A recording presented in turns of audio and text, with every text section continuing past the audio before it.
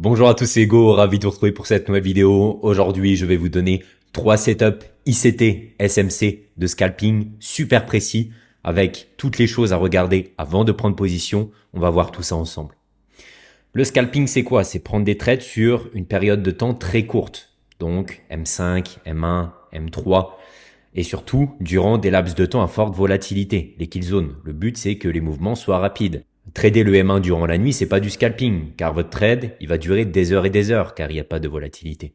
Donc c'est et trader sur des laps de temps très courts, donc les time frames, et surtout durant des laps de temps à forte volatilité. Par contre, il faut vraiment faire attention avec le scalping. Plus il y a de bougies sur le graphique, plus il y a de faux mouvements, de faux PD arrêts, et les zones sont moins respectées. Un OB 4 heures sera 100 fois plus puissant qu'un OB M1. Faites vraiment attention, les zones sont beaucoup moins respectées, il y a beaucoup plus de faux mouvements et attention aussi aux spreads qui peuvent ruiner une rentabilité long terme. Je vais vous le mettre après, mais surtout ne tradez pas sur les paires mineures. N'allez pas faire du scalping sur EuroCAD ou sur EuroCHF, absolument pas. Le scalping, c'est déjà assez compliqué comme ça, il faut se mettre dans le bon environnement. Donc, allez absolument sur les paires majeures, absolument sur Euro, USD ou les indices. Par exemple, le Nasdaq ou le Gold. Et idéalement, trader sur les futurs et pas sur les CFD. Comme ça, vous n'aurez pas de spread. Encore une fois, en scalping, vous devez aller chercher des petits mouvements. Si vous commencez à avoir des spreads de 2, 3, 4, 5, 6 pips sur vos paires mineures, par exemple, ce n'est absolument pas rentable. Ça va ruiner votre rentabilité long terme. Donc, paire majeure obligatoire ou indice ou gold. Il est très important en scalping d'avoir un respect du money management. Bien sûr, il faut l'avoir en day trading et en swing, mais là, je vous dis encore plus car on peut être tenté de prendre 20 trades par jour, mais il ne faut surtout pas le faire ou alors avoir un money management ultra strict. Donc voilà, donc c'est vraiment des trades rapides qui durent quelques minutes, 1 heure max. Et c'est pour ceux qui n'ont pas forcément de temps disponible. Avant d'aller directement sur les setups, j'aimerais bien vous aiguiller quand même dans la bonne direction. Donc avant de regarder votre graphique, veillez à bien cocher toutes ces cases. Regardez bien le calendrier économique sur Forex Factory ou Investing. Si vous avez une grosse annonce économique rouge dans 5 minutes, est-ce que c'est le moment de trader? Absolument pas. Le marché peut exploser fortement à la hausse ou à la baisse. Il faut faire super attention. Donc regardez bien ça. Trader durant les kill zones, Londres ou New York. Je vous rappelle qu'on veut tout de même des mouvements rapides. Allez trader sur les paires majeures, les indices ou le gold. Allez vraiment là où il y a un maximum de liquidité et où les spreads sont nuls ou faibles. Ayez un plan de risk management fait. Donc ça dépendra de chacun, mais soyez vraiment précis sur votre risk management. Combien de trades par jour? Combien de risques par trade? Par exemple, 1% max par trade. Et encore, je trouve ça super élevé en scalping. N'allez pas prendre 2% ou 3% de risque par trade en scalping. Et surtout, limitez-vous, et je l'ai mis entre parenthèses car ça dépend de chacun, mais à 1 ou 2 trades max. Je sais qu'en scalping, et je l'ai moi-même fait à l'époque, je suis même retombé sur une vidéo récemment. Il me semble que c'était en 2022 quand je commençais à enchaîner les payouts. Vous verrez, je prenais 10 trades, j'avais aucun money management.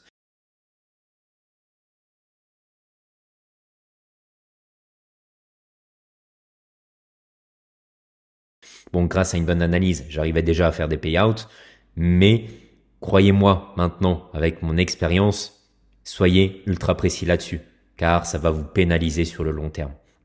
Donc n'allez pas prendre plus de 2 trades max par jour. 20 trades, c'est absolument pas faisable. Il faut savoir que dès lors que vous prenez un trade sur le marché, peu importe la finalité, TP, BE ou SL, sur le prochain trade, vous êtes immédiatement dans l'émotionnel. C'est obligatoire. Car via le premier trade, vous avez eu des émotions, qu'elles soient positives ou négatives. Et donc, ça va vous impacter sur les trades suivants. Donc, je vous parle même pas au bout de 5, 10, 15 trades. C'est absolument pas tenable. Donc, le scalping, ça peut être très bien et des fois j'en fais, mais veillez encore plus à bien respecter vos règles. C'est pour ça que c'est un peu moins destiné aux débutants car on est encore un petit peu foufou, on pense qu'à l'argent, on ne pense pas au trading de façon sérieuse, donc il faut faire super attention. Pour le premier setup, on va donc commencer son analyse en M30, donc sur la grosse time frame. Le but sera d'identifier la tendance du marché, si tout simplement on va à la hausse ou si tout simplement on va à la baisse. On le verra très facilement, il suffit de dézoomer sur M30 et on regarde si le graphique il monte ou il descend. On va se focaliser sur la structure de marché. Est-ce qu'on fait bien des BOS? Des continuations, des cassures de structure, ou bien est-ce qu'on fait, hop, ici, un retournement de marché. On fait un bas qui est plus bas que l'ancien. On va se focaliser sur la structure de marché. On mettra les fair value gap et le but sera d'attendre donc un retour dans le fair value gap pour chercher de la continuation. Et sur le M5, donc ça c'est vraiment ce qui nous permet de créer notre narrative, ce qui nous permet de créer le gros plan. Et sur le M5, ici, on va attendre un signal d'entrée, idéalement une prise de liquidité, et on va simplement rentrer en trade. On est donc sur le premier exemple. Je vous rappelle que la première chose à voir, c'est identifier la tendance du marché en M30, uniquement en M30. C'est très simple. Est-ce que le graphique, il monte ou il descend actuellement? On voit clairement qu'on descend. Donc, on est baissier, on se focalise sur la structure de marché. On est bien sur, à chaque fois, des cassures de structure à la baisse. On fait des bas qui sont de plus en plus bas. Et là, on fait encore un bas qui est plus bas. On voit que les hauts sont aussi à chaque fois de plus en plus bas que les précédents. Donc je vous rappelle que être trader, ce n'est pas s'improviser des scénarios, c'est réagir par rapport à vos niveaux. Donc là, qu'est-ce que me dit tout simplement mon trading? Eh bien tout simplement que là, j'ai une cassure à la baisse, ce qu'on appelle donc un break of structure en anglais, une cassure de structure à la baisse. Qu'est-ce que ça nous indique donc? Je vais juste mettre ça à gauche, voilà. Qu'est-ce que ça nous indique donc? Qu'on continue cette baisse et on va chercher donc ici à ce que le haut soit plus bas que l'ancien. Est-ce qu'on a pour ça un fair value gap pour nous aider à partir à la baisse? Oui, tout à fait. Regardez ici.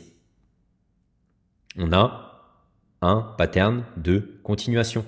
Et chose très importante, regardez aussi ici, on casse bien avec le corps. Ici, on prend avec la mèche, on casse pas avec le corps. Vous comprenez la différence? Ici, on casse avec le corps, ça nous montre qu'on va continuer ce mouvement à la baisse. Ici, pareil, on a cassé la structure avec le corps, ce n'est pas une prise de liquidité. Alors que ici, en haut, par exemple, on est monté jusque là, mais on a clôturé là, c'est une prise de liquidité, ce qui nous indique qu'on va plus continuer cette baisse. Donc là, continuation de structure baissière, on a ici un fair value gap baissier, on met les kill zones, rappelez-vous c'est super important. Vous devez aussi avoir établi toute la checklist en amont. Nous, on va faire que la kill zone. Et là, on regarde ce que nous disent les kill zones. Donc là, je suis en pleine kill zone New York. C'est parfait. Je peux agir. Là, il n'est pas minuit. Je suis en kill zone New York, la rouge. En bleu, c'est Londres. Et en vert, c'est la session asiatique. Je vois même d'ailleurs qu'on a fait aujourd'hui un mini, mais vraiment mini, mais Power of Free. C'est bien acté. On a pris la liquidité, mais de quasiment rien. Mais on a quand même pris la liquidité.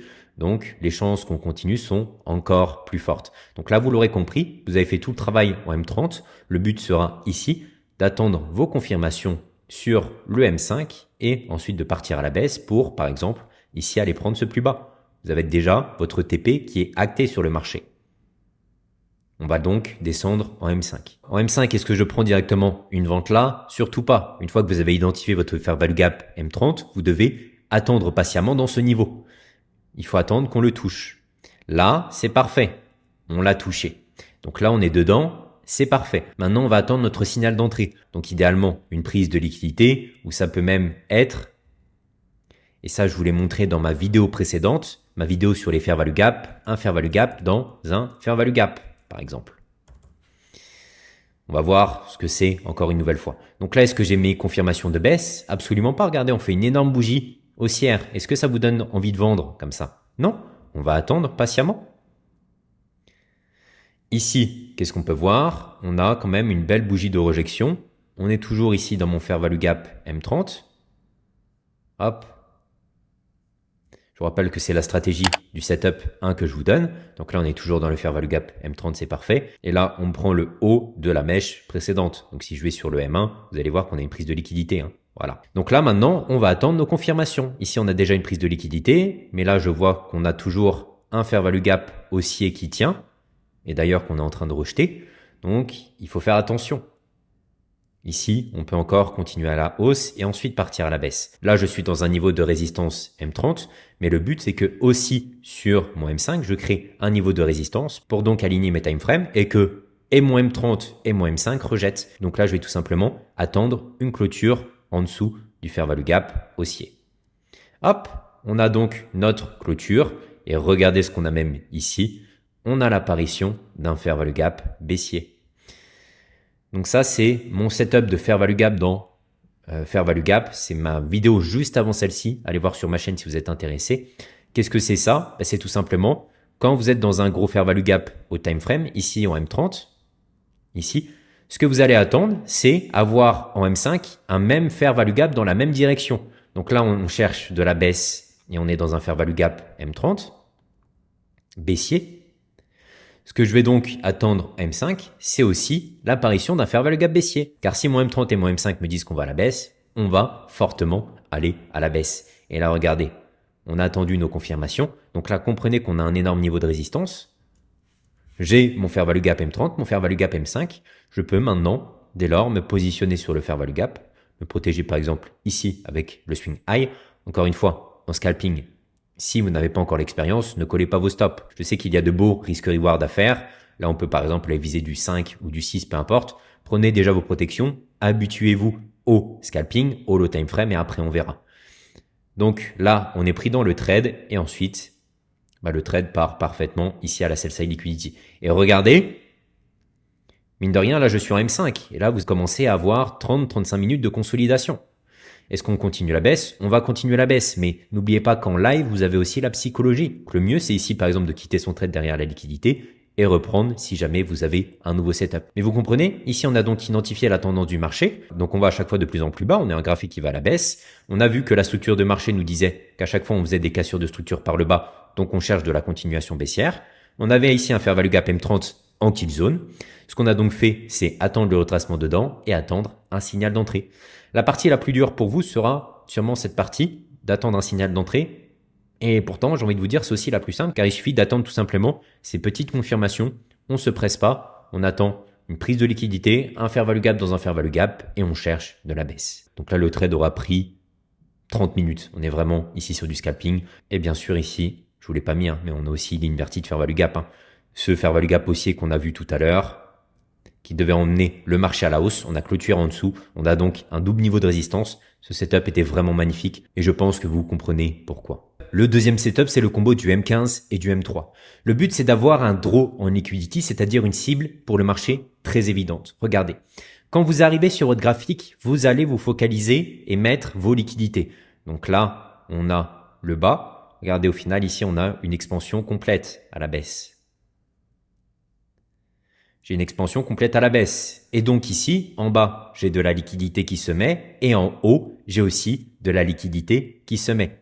Et là, je suis à l'intérieur du range. Tout ce qui sera là, ce sera l'intérieur du range. Et on sait que le marché, il ira soit ici, soit là. C'est un des deux côtés. Ici, qu'est-ce qu'on peut voir sur le dernier price action? On voit qu'on est tout de même sur une baisse.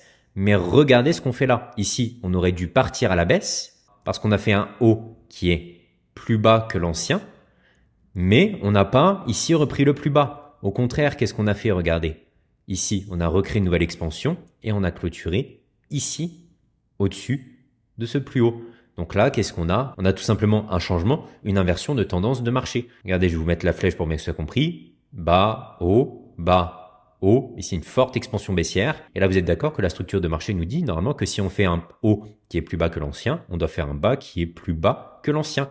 Mais qu'est-ce qu'on fait là? On se stoppe, bizarrement, et là je fais un haut qui est plus haut que l'ancien.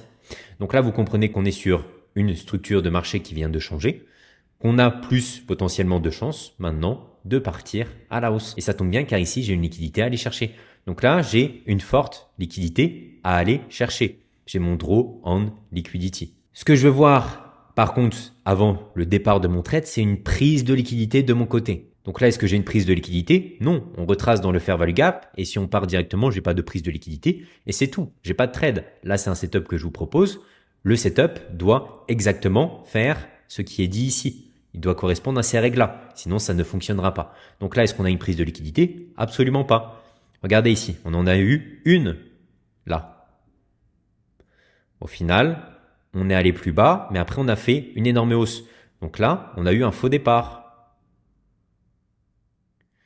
Regardez ici, je suis sûr qu'il y a des personnes qui seraient parties directement à l'achat. On a des forts fair value gap haussiers qui commencent à apparaître sur le marché, qui nous disent d'ailleurs qu'on va sûrement aller chercher ce côté.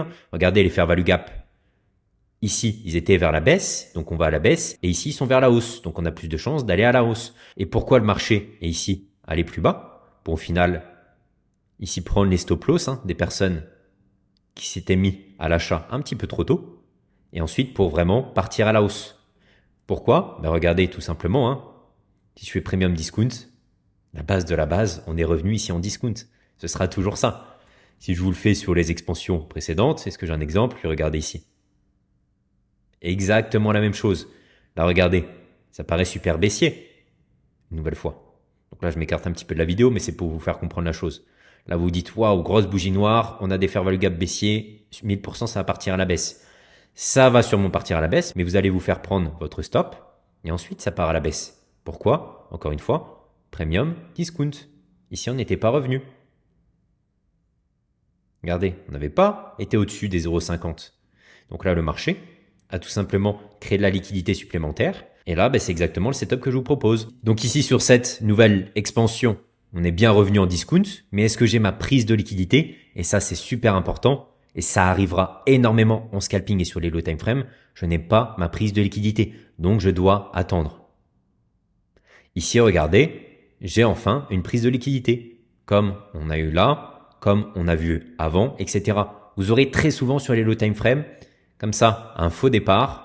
La plupart du temps, c'est parce que vous n'êtes pas en discount. Ici, on est en discount. Mais regardez, encore une fois, on vient quand même, avant de partir, purger une nouvelle fois ce plus bas. Donc là, j'ai ma prise de liquidité. J'ai tout ce qu'il faut. Et regardez, ma prise de liquidité est bien dans mon sens. Moi, ce que je veux, c'est que le marché parte à la hausse. Et là, qu'est-ce qu'on fait? On purge un plus bas. Donc, c'est parfait. Ça donne de l'énergie pour pouvoir aller plus haut. Et donc là, maintenant, comme je vous l'ai mis ici, en M3, on va regarder si on a une prise de position possible. Et je pense que vous le voyez tous. Si vous êtes habitué à la chaîne, regardez ici le magnifique order block. Order block à très forte probabilité puisqu'il vient prendre de la liquidité. Et derrière, on a des grosses bougies haussières. On a même ici un fair value gap. Au final, regardez, on a encore le setup fair value gap dans fair value gap. Regardez, je suis dans un fair value gap M15. J'attends ma prise de liquidité. Et là, en M3, j'attends la création d'un fair value gap aussi dans ce même sens. Et il est là. Et donc là, vous avez un magnifique trade sur le marché. Est-ce que je suis en kill zone pour pouvoir profiter de la volatilité? Je mets l'indicateur des kill zones. Et là, je suis en pleine kill zone de Londres. Donc c'est parfait, je peux prendre mon trade. Encore une fois, il n'est pas minuit là. Je suis en kill zone de Londres, c'est parfait. Donc là, vous comprenez que vous avez un magnifique scalping. Ici, hop, et en plus avec un énorme risk reward car on avait ici la liquidité tout en haut à aller chercher. Ça, c'est vraiment du scalp à très forte probabilité et magnifique. On va retourner sur le M15. Donc, je vous refais le petit récap. Ici, on a eu notre MSS. On voit que le marché a envie de repartir à la hausse car on commence à recréer de forts fair value gap haussiers. La structure de marché nous le confirme car on a un MSS. On a ici une magnifique target à aller chercher. Et encore une fois, pour la prise de position, ici, j'attends bien ma prise de liquidité. Si je n'aurais pas eu ma prise de liquidité, je n'aurais pas eu de setup ici. C'est un des critères à avoir sur les low time frame car vous aurez souvent comme ça un faux départ et une purge qu'on viendra faire pour ensuite partir. Et enfin, sur le M3, ici, comme on avait vu, j'ai mon fair value gap dans fair value gap. Donc là, je suis en position, mon fair value gap tient toujours. Et ensuite, vous avez d'ailleurs un énorme displacement. Hop, jusqu'à la liquidité. Donc un magnifique trade. Et enfin, on va terminer avec ce setup et c'est sûrement l'un des meilleurs, mais il n'arrive pas tout le temps car on doit attendre une métrique spéciale. C'est identifier des equals low ou des equals high. Donc ça n'arrive pas tout le temps, mais quand ça arrive, vous allez voir, c'est super puissant. Par exemple ici, regardez, j'ai des equals high. On attendra donc ici qu'on clôture au-dessus, qu'on break la structure pour nous montrer que le marché a une volonté de continuer à la hausse. Ici, il faut avoir créé un fair value gap, même chose qui nous montre qu'on veut aller à la hausse. Et enfin, on attendra ici notre bougie qui rejette ce fair value gap. Mais encore une fois, je pense que vous l'avez compris, sur le M5, la seule confirmation qu'on va attendre quasiment tout le temps, c'est le setup de fair value gap dans fair value gap. Pour ceux qui ne savent vraiment pas ce que c'est dans ma vidéo, identifier les meilleurs fair value gap. Encore une fois, mini récap. Ici, j'ai un fair value gap M30 haussier. À l'intérieur, je vais aussi attendre un fair value gap M5 haussier. Comme ça, on a un double niveau de support. Donc, ce setup n'arrive pas tout le temps. Identifiez les equals high ou les equals low et après, on agit. Je suis actuellement en M30. On est dans une phase de consolidation. Ce n'est clairement pas beau. Mais bon, qui dit consolidation dit expansion par la suite. Et qu'est-ce qu'on peut voir ici en haut ou en bas? Bon, déjà, regardez, est-ce qu'on est sur une hausse ou une baisse récemment? On est sur une hausse, Et mes fair value gap, ils sont dans quel sens? Ils sont à la baisse comme là ou à la hausse? Ils sont à la hausse. Donc là, ça m'indique que la smart money est haussière et qu'on doit rechercher de la hausse. Et regardez ce que j'ai là. J'ai la création d'Equals High. On n'a pas pris la liquidité. Donc là, on a vraiment ici à ce niveau quelque chose de fort. Vous allez voir pourquoi après. Donc là, le but, bien sûr, c'est qu'on est sur un mouvement haussier. On a des fair value gap haussiers. C'est ici qu'on BOS, qu'on casse la structure à la hausse. Ici avec un fair value gap pour ensuite chercher du setup. Donc le marché a bien cassé ici à la hausse avec le fair value gap. Et ce qui est fort avec les equals high, c'est normalement des liquidités super importantes. Là, on a énormément de liquidités. Et si on voit que le marché transperce cette liquidité et casse la structure, vous allez avoir ici un niveau de support incroyable. Rien que cette ligne ici des equals high sans le fair value gap, c'est une zone de support super puissante. Car là, normalement, le marché aurait dû faire une grosse mèche et rejeter comme énormément avec les equals high et les equals low. Là, il a transpercé, cassé la structure qui nous montre de la continuation. On a en plus créé un fair value gap haussier qui nous montre aussi de la continuation. Donc, on va chercher de la continuation. Donc là, le but sera d'attendre ici que le marché revienne à ce niveau. Donc là, le marché est actuellement ici dans le fair value gap, mais je vous rappelle que la condition, c'est d'attendre une bougie haussière en M30 dans ce fair value gap. Est-ce que là, j'ai une bougie haussière qui me montre qu'on rejette ce niveau? Non, on reste patient. J'ai que des bougies noires. Ici, mon but sera d'attendre une bougie comme ça verte qui nous montre qu'on rejette ce niveau. Et moi, de façon toute simple, j'irai juste chercher un setup là-dedans. Donc regardez, ici, qu'est-ce qu'on a? On a une bougie verte, enfin, une bougie verte qui nous montre qu'on est en train de rejeter ce niveau.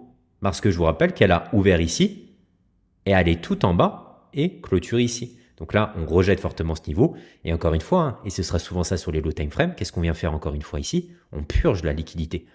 Vous voyez, il y a toujours les mêmes patterns qui s'assemblent. Hein, parce que, encore une fois, ici, on n'était pas en discount. C'est toujours pareil. Et c'est pour ça qu'il est important de regarder mes vidéos du début à la fin. Tant mieux pour les personnes qui sont là encore jusque la fin. Car vous voyez, il y a à chaque fois une logique et une compréhension. C'est toujours les mêmes patterns, toujours les mêmes choses qui se répètent. Là, on a certes touché le fair value gap. Et encore une fois, des personnes qui sont sûrement rentrées trop tôt. Mais elles ont oublié le principal. Donc nous, on attend tranquillement ici notre bougie verte. Donc là, le but, c'est d'aller en M5. Et on va attendre la création d'un fair value gap. Encore une fois. Donc regardez, on purge en ce plus bas. Hein. Ça a été vu. On va donc attendre la création d'un fair value gap. Donc là, je ne me presse pas. Je ne me presse absolument pas. J'ai eu 0 fair value gap ici sur la hausse. Là, j'en ai toujours pas. Par contre, ici, enfin, j'ai mon fair value gap. Hop. Donc là, ce que je vais faire, c'est bien sûr, encore une fois, prendre position ici, me protéger derrière le plus bas. Et je vise, par exemple, la liquidité ici en haut. Ça me fait 2R. C'est parfait. Le trade sera super rapide. Donc là, on est dedans. Et vous voyez encore en 20 minutes, on fait TP. Et regardez encore une fois, ici, si je trace ma ligne, regardez comment les corps respectent parfaitement ici cette ligne. On est vraiment sur, là, un support très important. Là, c'est vraiment, limite, du support et résistance. Vous voyez, on avait ici une résistance forte et là, ça se transforme en support. C'est exactement pareil et surtout très fort avec les equals high. Donc là, vous avez un niveau de support super important ici. Et si je vais en M5, voilà, on voit vraiment que le marché ici a du mal à dépasser et derrière, on crée un fair value gap haussier. Vous devez rentrer ici à ce niveau. J'espère que cette vidéo vous a plu. Je vous invite à vous abonner, à liker. C'était Hugo, salut.